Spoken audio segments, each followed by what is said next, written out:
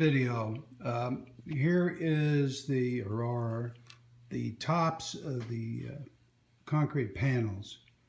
And here are the new concrete panels. I spent some time yesterday painting both this pile and that pile is about, I don't know, 20 some odd. And over here, I've put the first 4 panels, the new 4 panels up there. And you use, or what I've been using, is super glue between the panels, between this one and this one. And then the tacky glue goes on the plywood back here so that it stays on there. And so I'm going to continue to do that, and then I'll show it to you when I'm done. And but that's where we are right now with this. And I'm going to quickly walk over here and show you another project in between all the clutter here. The background building back there is modeled after the post office that's behind Union Station in Kansas City, and that's approximately where it would be in relation to the main station, is kind of towards where the REA Express building splits. Of course, mine is done in scale, so it's not quite exactly in the right spot. But that building that I printed is a flat, and it's 3/16 of an inch thick.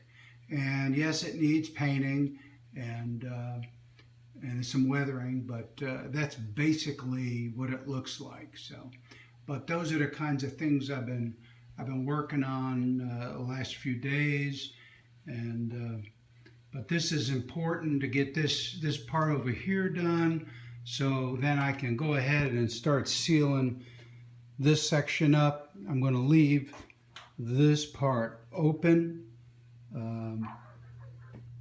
and close this part up too. But I wanted to leave this open, and it'll be kind of rounded, so you won't necessarily see the top track because it'll be visible on this end. So, but this is where we are. So this stuff, a lot of gluing. Use these 2 types of glue. So we'll see you next time. Bye.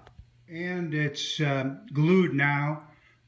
You can see there's the inside of it there.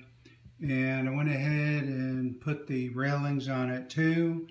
So just need to let it dry. I mean, there's a couple of, sorry about the bouncing, I got to get down.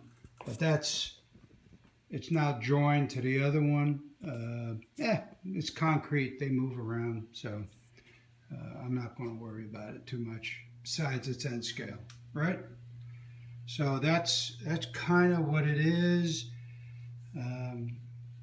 Took about 35-40 minutes to do it all, and we'll just let it dry. See you next time. Bye.